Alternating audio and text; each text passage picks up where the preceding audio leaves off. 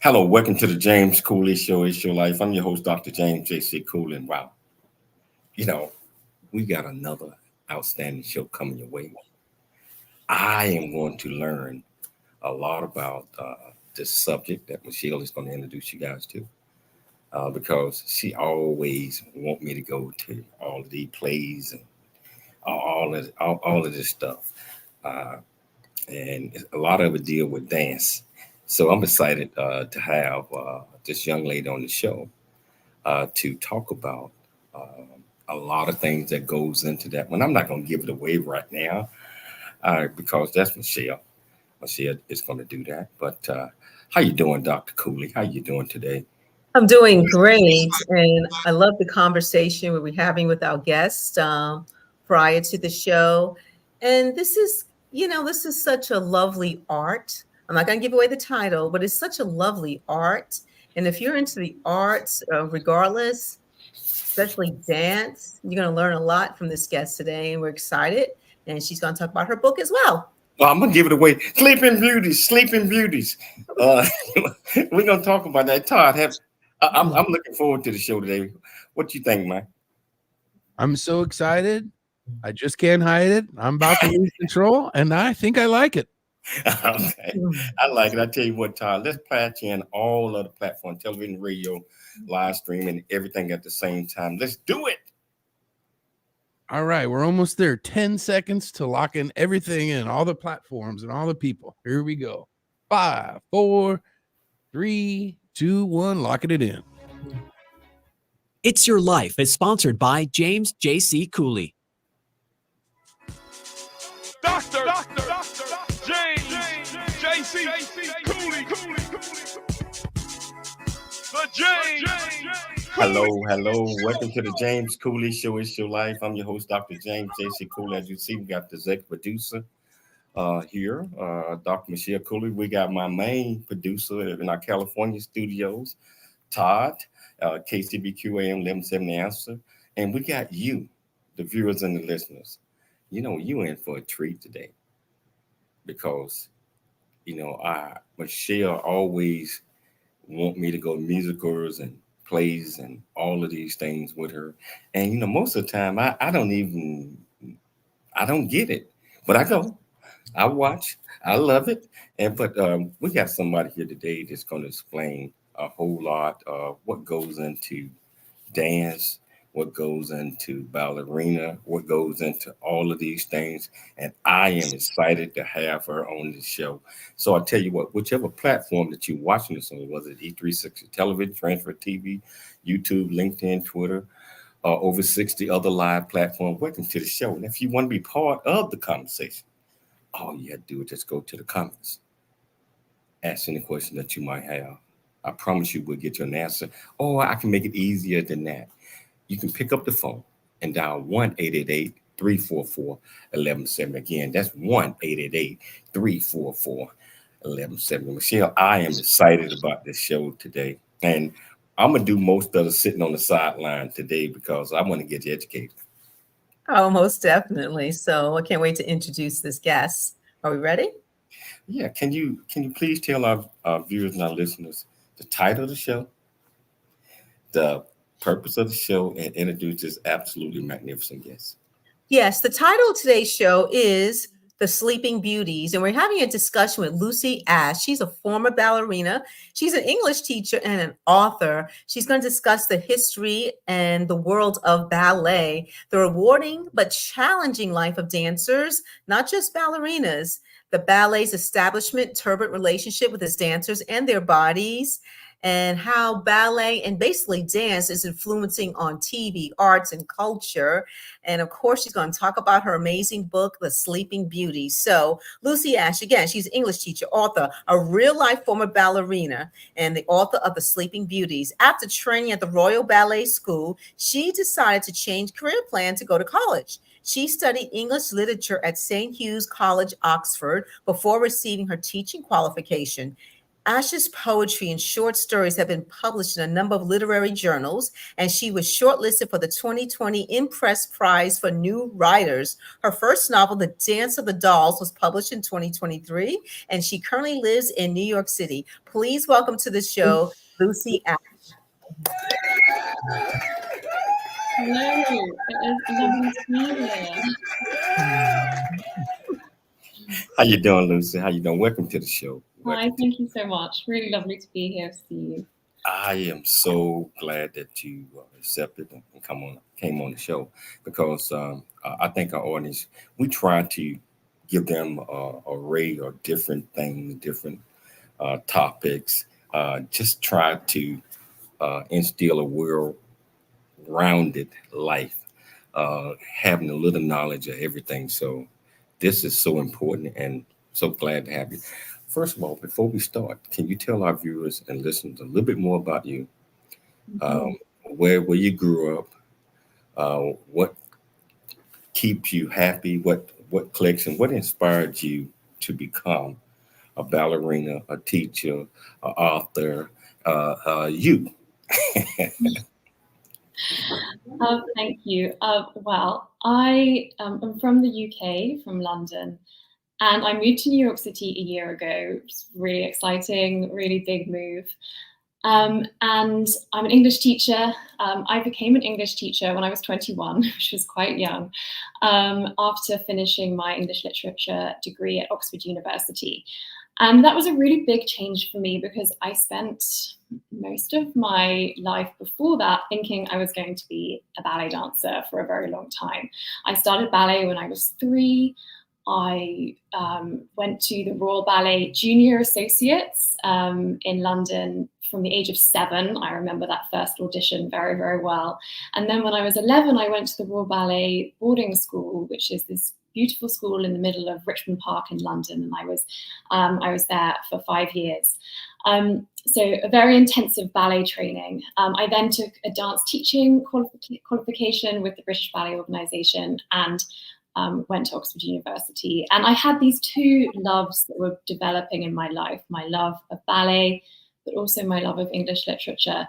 And I suppose in writing my 2 books, The Dance of the Dolls, that was published last year, and The Sleeping Beauties, that was published on Tuesday this week, so really recently, I found this way to bring those 2 passions together, English literature and ballet. Wow. So, Lucy, what or who inspired you to become a ballerina? That is such an interesting question, because I think when I started ballet when I was 3 years old, it was just sort of what little girls did at that stage. And I went to my first ballet class. I went with my twin sister, and I cried and I wanted to leave. But my twin sister was there, and she encouraged me to stay. And the 2 of us had a good first class as a result of her being there. And I just had brilliant teachers. So my ballet teachers for the first kind of 5-6 years of my dancing life when I was very young were just so encouraging, and they helped me to see that this is what I really loved. So I'm not sure that it was a particular ballerina. It was that first class when I just really started to love it. But I suppose for me, ballet did become my life very quickly, and I love the movement of it, but I also love choreography. I love the creation behind the stories of ballet, and that has stayed with me for my whole life. Even when I stopped dancing full time, I still stayed really interested in those stories of ballet and the stories of their creations. Wow. Lucy, do you have any role models when it comes to dancers? Does it have to be ballet? And also, who's also your favorite choreographer, or one of them, let's just say? So many. I'm going to start by saying that the dancers that really inspire me are actually dancers who were at school with me at the Royal Ballet School, who I have followed their careers. I followed the amazing things they have they have done. So there's a soloist at the Royal Ballet called James Hay, and I've just followed his incredible career. He's had injuries, but he's just stayed really sort of committed to his dance and is performing at such a high level. There's another dancer called Bethany Kingsley Garner, who went to the Scottish Ballet, which is one of my favorite ballet companies. And actually that links into, I suppose, one of my favorite things that I've seen recently, which is really modern, unusual, exciting performance of the ballet Coppelia. And Scottish Ballet put on this ballet Coppelia, choreographed by two female choreographers called Jess and Morgs. They have this incredible production company. And I've been really interested in trying to follow female choreographers as much as possible, because the world of ballet has traditionally been these beautiful female ballerinas, but often male choreographers. So I think it's really exciting that ballet is moving in a direction where we have more female choreographers as well. You know, there is well, I guess maybe in the past, there was a perception of how a ballerina should look, you know, medium height, tall, very thin. But that's not the case these days. Like Misty Copeland, you know, she's an amazing ballerina. She's more muscular. And then you have just different dancers, period. They can be different sizes. So I guess maybe we can start with how the history of ballet, was that the goal? Was that the choice that the companies wanted a very thin individual to be a ballerina? And what was the reason for that? Yeah, I mean, first I want to say that Misty Copeland is so inspiring, and her books are really interesting about this topic of the ballerina body. It's fascinating. But the history of dance, well, I would say it's been in the second half of the 20th century when the ballerina body became this very, very thin body. That wasn't necessarily always the case. And there is no reason necessarily that it has to be the way, but I think the way that that the popularity of the ballet body has developed, it actually mirrors societal expectations of women at the same time. I think the two can play together in sort of in parallel. So I think what we're seeing now is this wonderful movement for the ballet body to be much more diverse. And I think that is reflective of body positivity and different attitudes to the body now. Whereas if you look back to the 1990s, the early 2000s, there definitely was this expectation that the ballerina was very, very thin. It almost mirrored the sort of, you know, the supermodel idea of the time of being very, very thin. Hold that thought, Lucy. We got to take a station break, and I tell you, already excited already. Lucy's breaking it down. Whichever platform that you're watching us on, if you want to be part of the conversation, all you got to do is go to the comments. Ask any question that you might have, or pick up the phone and dial 1-888-344-1170. Again, that's 1-888-344-1170. It's your life, and we'll see you shortly after the break. There's more stories of greatness to help you overcome adversity. Coming up on It's Your Life with James Cooley. Let's go! Let's go! Let's go! It's the James Cooley Show! It's your life! Dr. James JC Cooley. All right. The James Cooley Show. It's your life. That's right.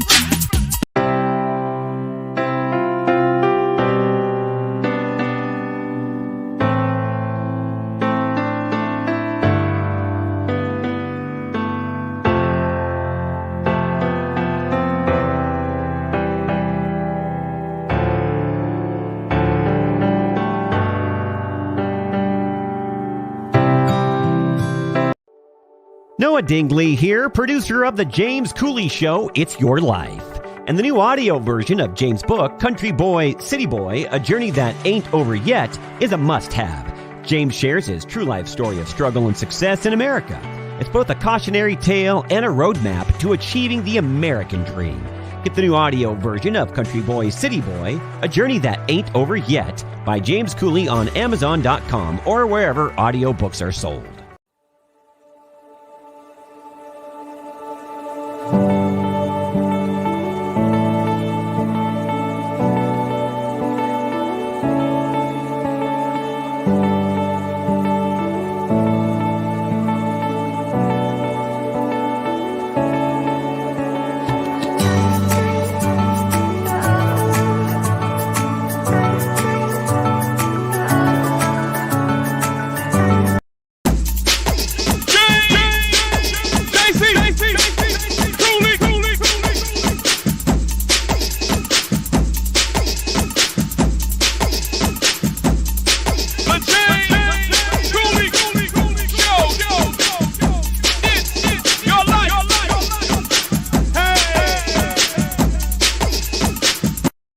Encourage and enlighten our next generation of leaders and heroes. Get your copy of Country Boy, City Boy, A Journey That Ain't Over Yet by James J.C. Cooley, available on Amazon and everywhere books are sold.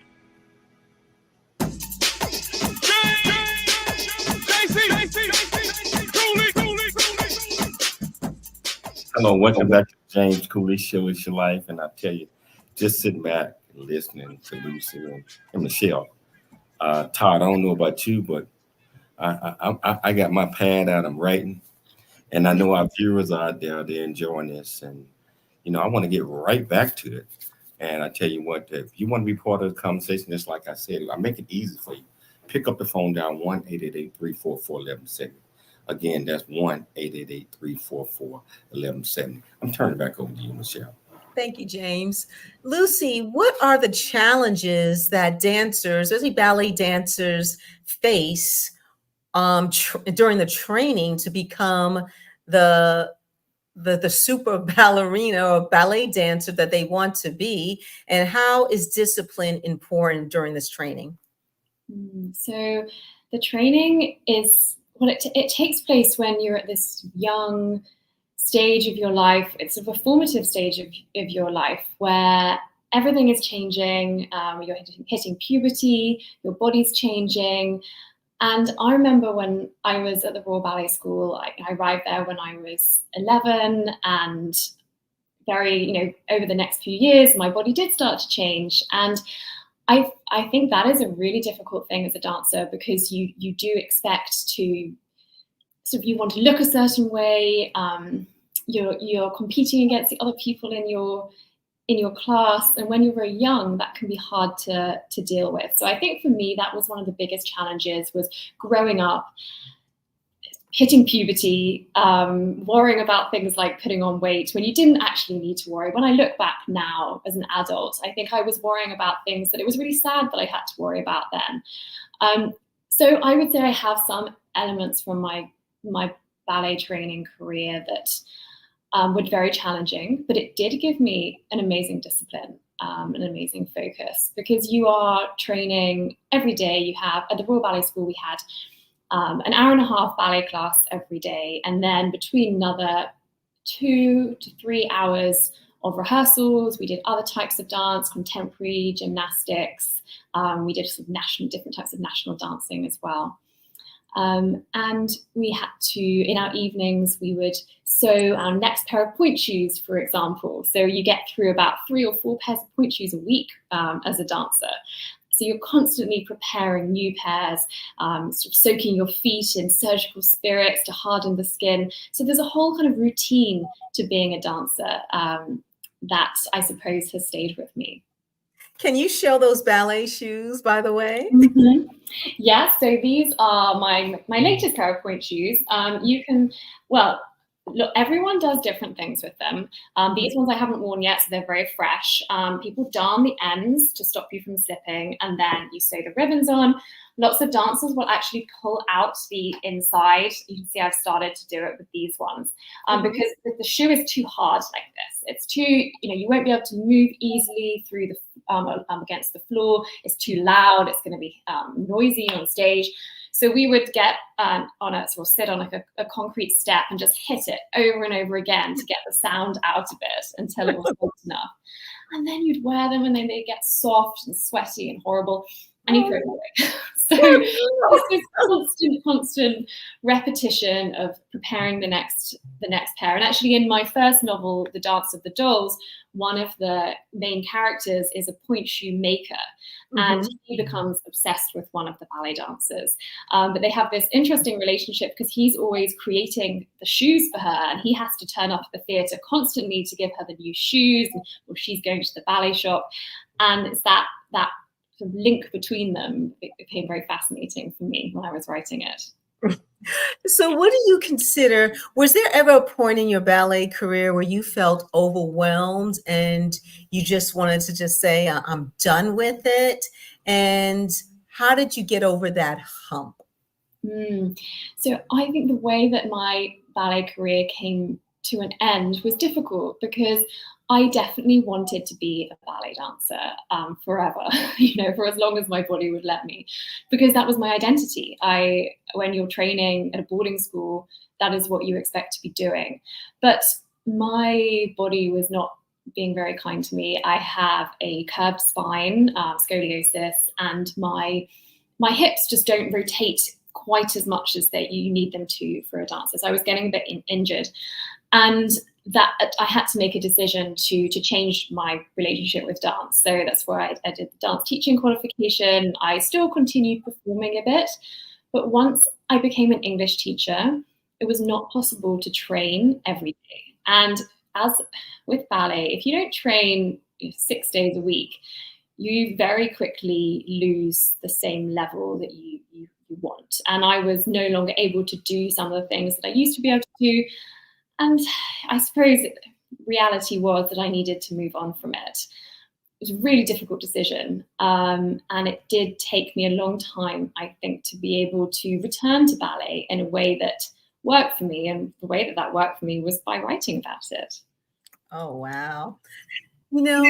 Ballet and just dance in general, it has blown up. I mean, it was always part of the theater, American ballet. And this is choreography on shows. You can go from like West Side Story, Hamilton. There's just so many shows, whether it's in London or Broadway or just all across the world. How do you feel like the influence of dance, not just ballet? You got Dancing with the Stars. You got So You Think You Can Dance. I mean, I love watching it. How has the world of the art of dance just exposed people to the beauty of this particular art, especially when watching these shows? Yeah, I as I said, I moved to New York City a year ago, so I've been loving going to lots of different theaters. I went to a wonderful production in the summer called Band Together Dance Festival, and it had these 5 different dance companies like Alvin Ailey, Theatre of Harlem, New York City Ballet, American Ballet Theatre. It was wonderful, and it was wonderful to see all these different types of dancing coming together.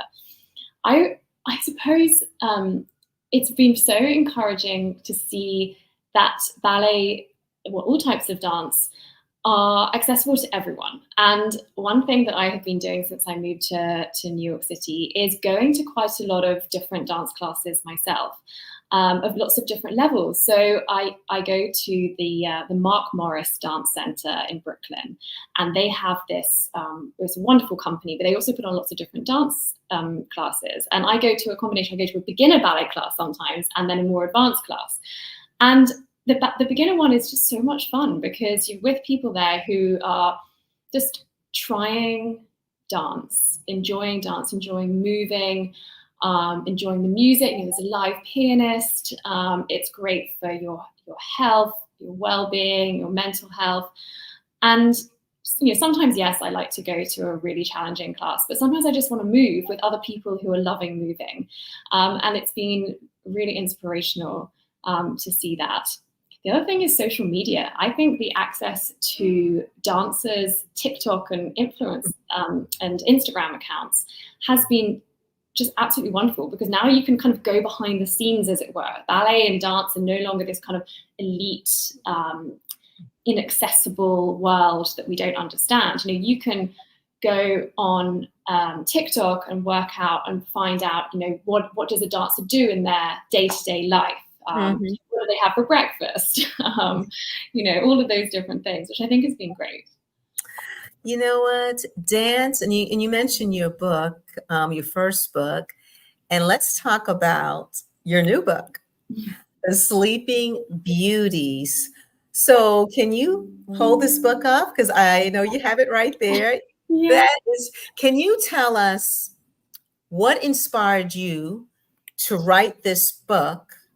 And then we're going to go into what is the book about. So what was your inspiration in writing this book? So I was finishing the editing of my first book, The Dance of the Dolls, and I kept on coming across just these wonderful stories about ballet during the Second World War. And I became fascinated by the way in which theatre, dance, ballet just continued, and it also grew so much during the Second World War. It was actually during the Second World War that the British population in particular, which is I suppose where the book is set, developed a love for ballet. So I really wanted to immerse myself in that and think about the way that we turn to art in times of conflict and why we do that. Is it for escapism? Is it for hope? Is it the stories that we that run beneath these different dance productions? So the whole book was inspired by that, that fascination for the enduring power of art at all different times of our lives. So did you do a lot of research? I mean, you as a former ballerina, you know about the world of ballet, but the other historical parts, how much research did you do? And did you have to connect with other sources regarding the authenticity of what you were writing about? Yeah, I mean, the research is probably my favorite part of it. I had to do a huge amount. Even though the story is completely fictional, the main characters are fictional characters, the book is set among the real work of the Sadler's Wells Ballet Company, which is the company we now call the Royal Ballet, during the Second World War and a little bit before and after as well. So I read a lot of memoirs, I read some journal entries, biographies. I also used the archives at the Royal Ballet School, but also the Royal Ballet Company itself. So a lot of different research sources that I went to. You said research is your favorite part, huh? Yeah. I tell you, just sitting back, continuously listening to you all, this is intriguing. But we're going to take a station break. But we're going to come back and we're going to pick it back up because Lucy is incredible. And I tell you, Todd, you and I, we sitting back listening to this great conversation, and so many of our viewers are as well. So if you want to be part of the conversation, all you have to do is go to the comments, the platform that you're watching us on, or pick up the phone and dial 1-888-344-1170. That's 1-888-34-1170. It's your life, and we'll see you shortly after the break. There's more stories of greatness to help you overcome adversity coming up on It's Your Life with James Cooley. Craving a slice of Chicago right here in Temecula wine country? Then dive into legendary Chicago deep dish style pizza. Really get a chance to know who you are. And once you know who you are, you truly know who you are, love who you are. Love who you are. You're a masterpiece. Love who you are. Love who you were born to be. Love me some me. That's what I'm talking about. When you leave high school, you gotta know today or tomorrow, hopefully today, what your plans are. Hopefully, There is no bad decision unless there is no plan. Create, collaborate, commit with confidence. Commit with what? Commit with what? In everything that you do.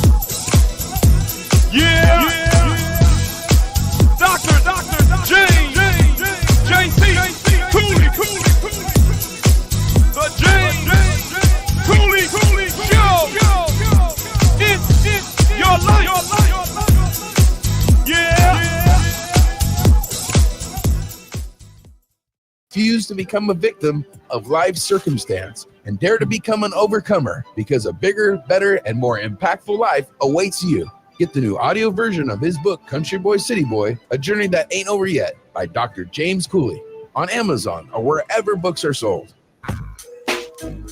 Listen up. It's Dr. J.C. Cooley. Hello, welcome back to the James Cooley Show. It's your life, and I tell you, just sit back listening, and I see why my wife always try to get me to go to the musical. She haven't asked me to go to a ballerina thing yet, but she's a New York girl, and I know it's coming. But hey, Todd, I don't know about you. It's your time. You got 30 seconds, 40 seconds on this one.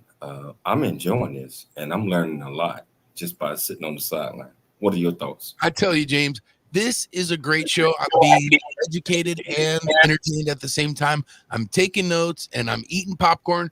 I started off with like 5 bags of popcorn. I'm down to 2 bags of popcorn. Such a great show. Let's get right back to it. What's your next question for your fabulous guest?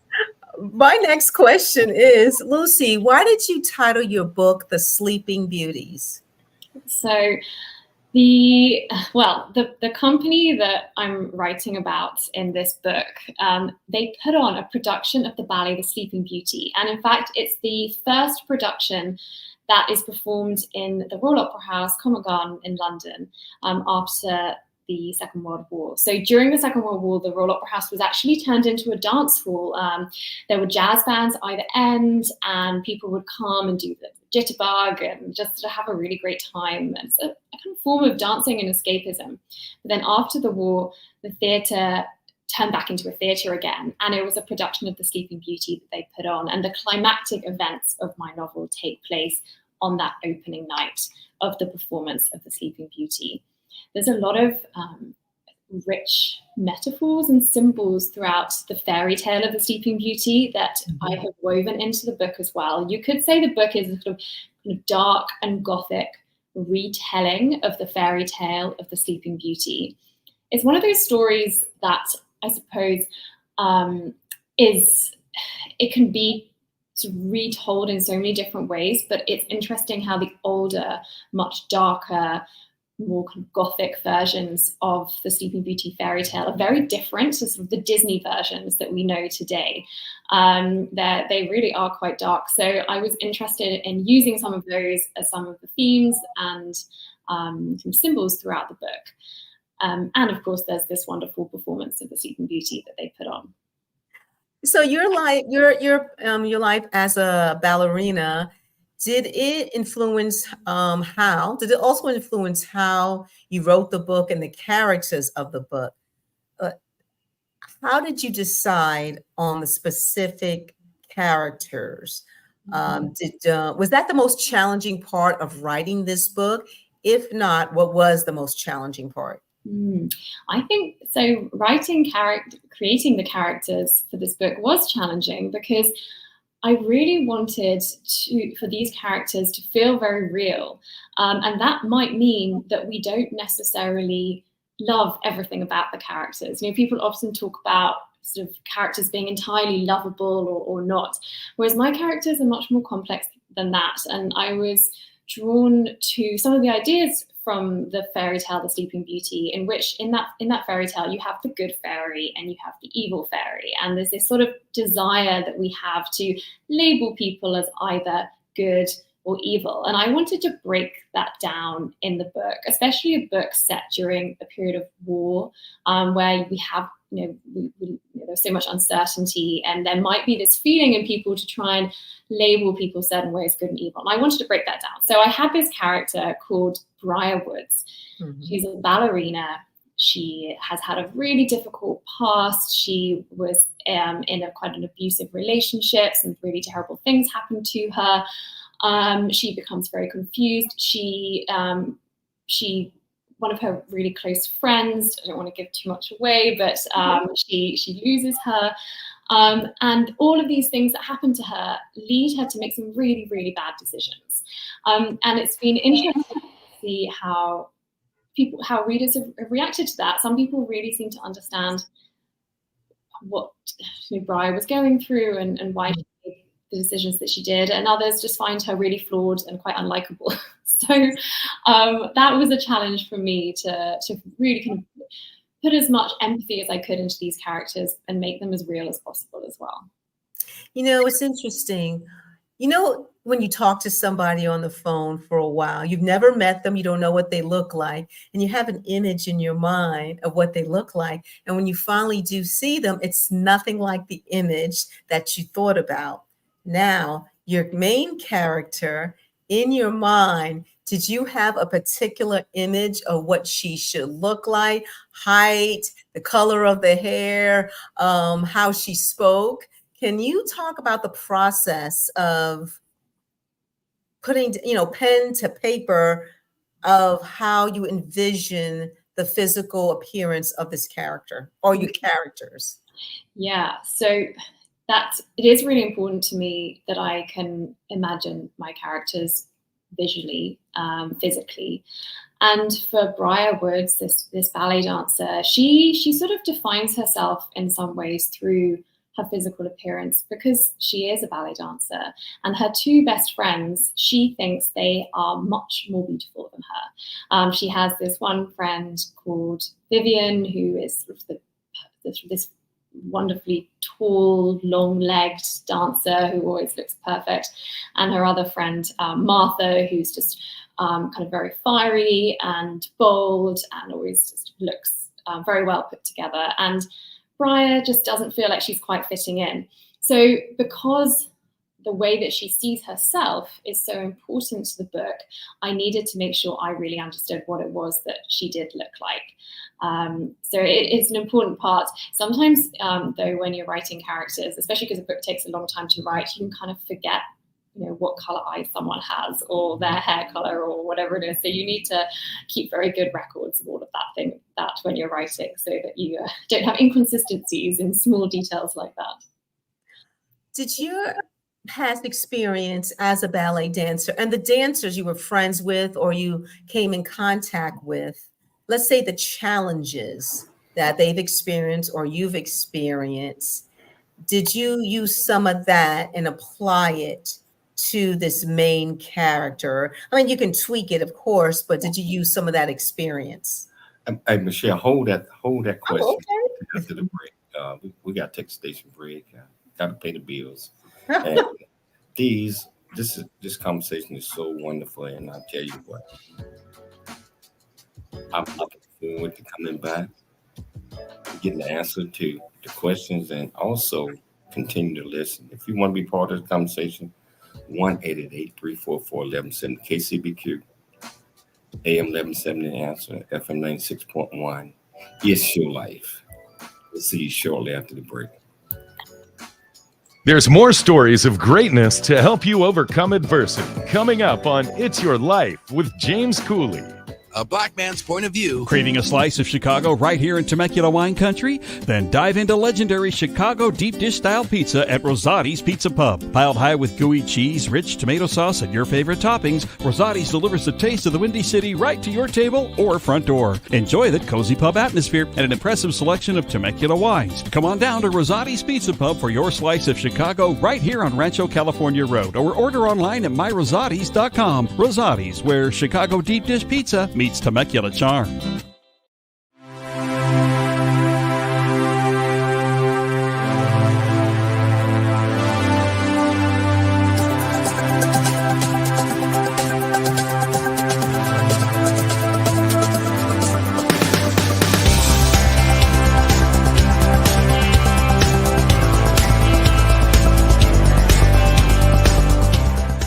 Hello, I'm Dr. James J.C. Cooley from the United States of America, and I am here to just say, first of all, I'm so happy and honored to be honored to be in the Coffee Book 2023. Unified Brain Z and the other organizations, thank you so much for giving me an opportunity to be a part of this collection. You know, we live in a world today that people don't even care about how people see them.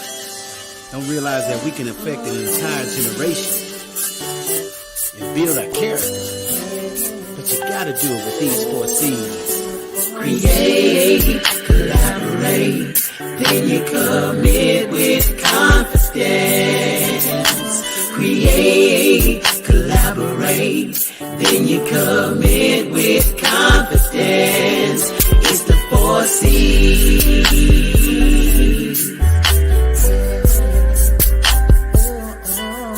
It's the 4 C's.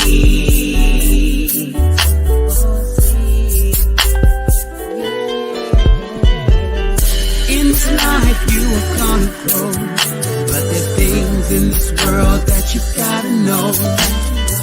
To be the best that you can be, you wanna grow real big into a strong tree.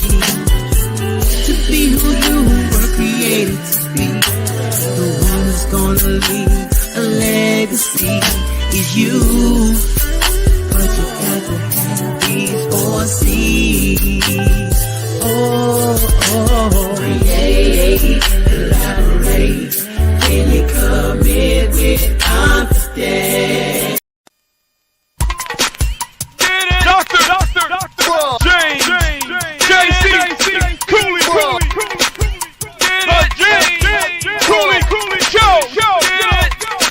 It's your life.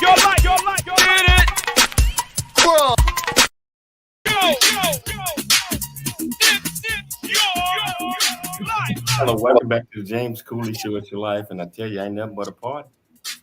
I ain't nothing but a party. Hey, Todd, is it a party? Yes, dance party. You know, I'm enjoying this conversation, and you know, I'm sitting back and listening to Lucy, listening to Michelle questions, and all these things, giving me a stronger and a better insight on musicals, on the work that a lot of the actors, the ballets, the dancers have to put in mentally compared to do all of these things. They have to be mentally prepared, because we see people getting thrown up in the air, and they ain't somebody gonna bust like a grape. You know what I mean? And dancing and all these other type of things. So it's a lot of work. It might seem like it's easy with the actors that's doing it, or the actresses. I got one question, Lucy. Preparation for going into these until getting ready for a performance, a play, a musical. What type of mental focus a person needs to be in order to do their job to make it a successful play. And I'll turn back over to Michelle after that. Well, the mental focus is, I suppose, one of the most important things, because at the end of the day, you're getting up on that stage and you're performing, and it's all of the hours and hours and hours of rehearsing that you put into it sometimes could come down to those quite small moments.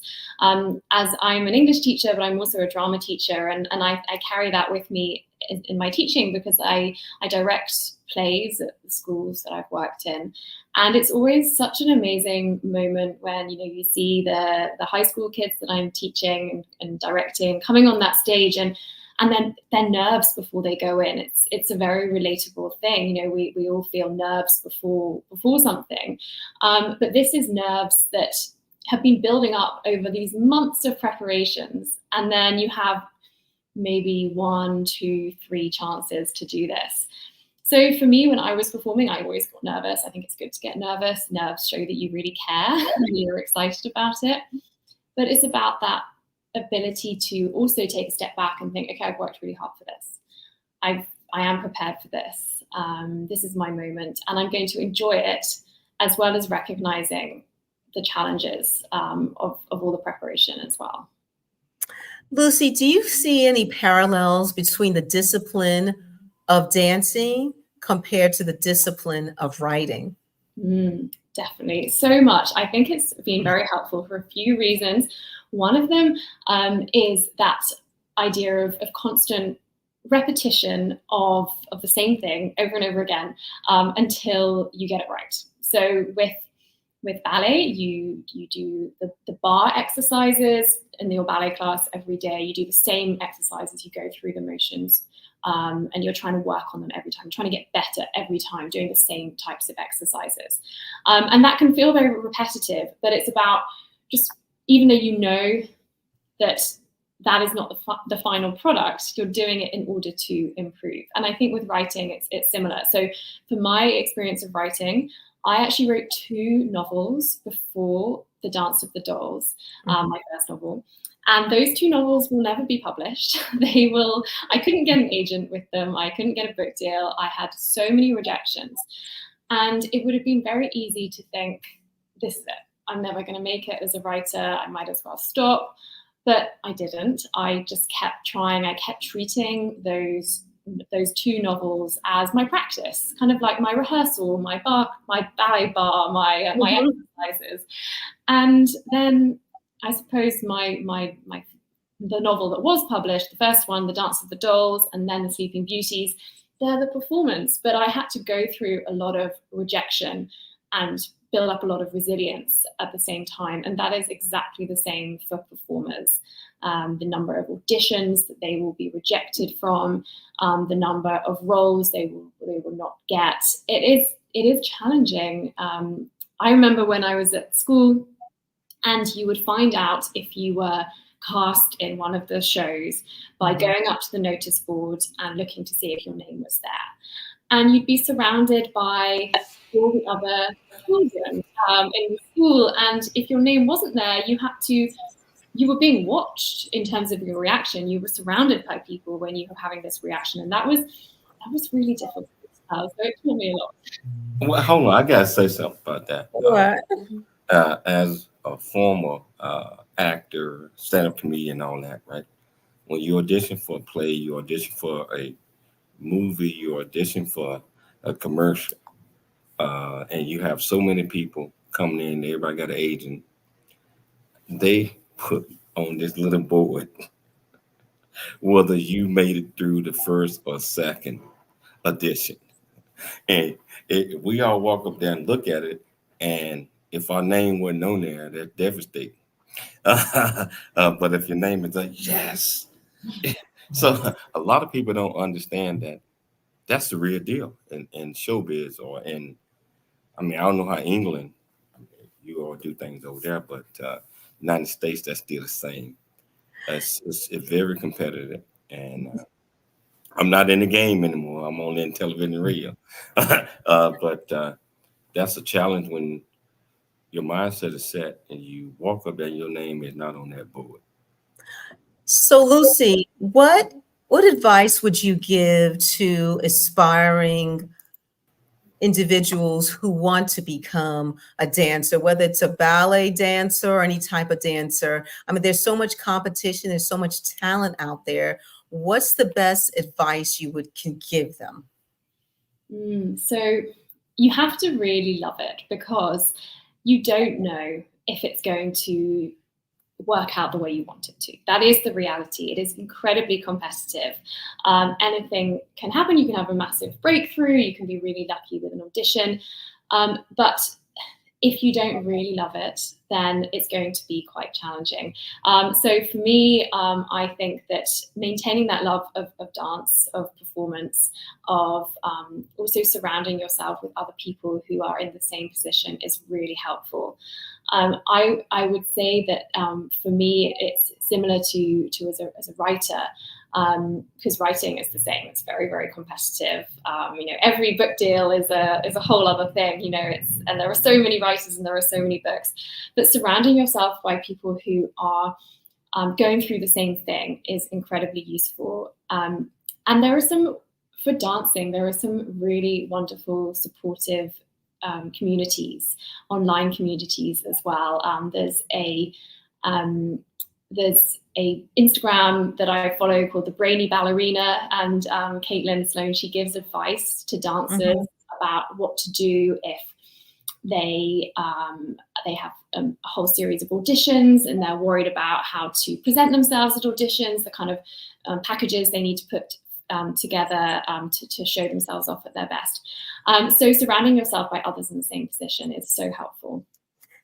Okay, Lucy, we have a couple of minutes before the show ends. What takeaways do you want the readers to get after reading The Sleeping Beauties, and where can they purchase this book? So I hope readers will enjoy immersing themselves in a Second World War story that is not often told. It's a really unique Second World War story about women's stories, about dance, and I hope they'll enjoy kind of traveling with the characters between different countries that are involved in it. Even if they don't know anything about ballet beforehand, that really doesn't matter for this book. It's about relationships. It's about finding love and hope through storytelling. You can find my book in any bookstore at all. Barnes & Noble, but also independent bookstores will have it, and we'll be able to order it in as well. So your book is actually in the bookstores, or Yes, it is. It is physically there in the bookstores right now. It was published on Tuesday, so it's there. Lucy, I got to ask one quick question before the show ends. You're saying you're an English teacher now. What type of English literature do you teach? So I teach high school, so grade 8 to 12, and I teach literature, but I also teach drama. So this week I've been teaching how to do monologues, which has been really fun. Absolutely love teaching English. It's the best subject. Wow. I tell you what, we're down to the last minute of the show. I want to thank you for taking the time to come on the show. I'd like to thank Dr. Michelle Cooley for putting together another absolutely fantastic show. I'd like to thank Todd, my main guy in studio back in California studios. Most importantly, I'd like to thank our viewers and our listeners for tuning into our show Monday through Friday, 2 p.m. Pacific Standard Time. And also Saturday and Sunday, the best of It's Your Life, Saturday and Sunday at 10 p.m., 11 p.m. on Saturdays, 10 a.m. to 11 p.m. Pacific Standard Time on Sunday. Remember, always dream big, think big, and be big. It's your life, and we'll see you. I'll see you tomorrow if you tune in. Priority Roofing of San Diego reminds listeners as our troops return home, many are left unattended.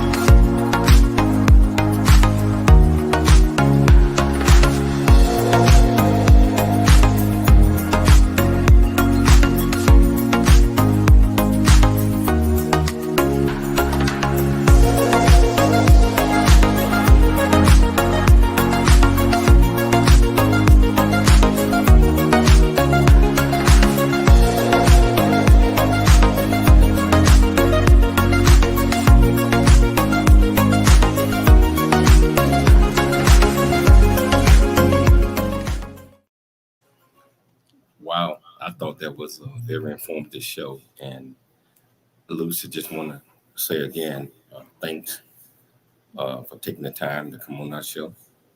We're gonna push your book out there, and I tell you, I look forward to reading your book as well, Michelle and I, to get a better understanding. So I just want to thank you, thank you, thank you. Thank you, Lucy, so much for taking time to be on the show. And much success to you. Everything that you do as a teacher, you're an educator, as you know, inspiring young minds when it comes to doing drama class, or if you're teaching dance. Thank you for everything that you do for those who are aspiring young minds. Thank you so much. I have loved talking to you and your wonderful questions. It's been a great way to bring my publication week to an end.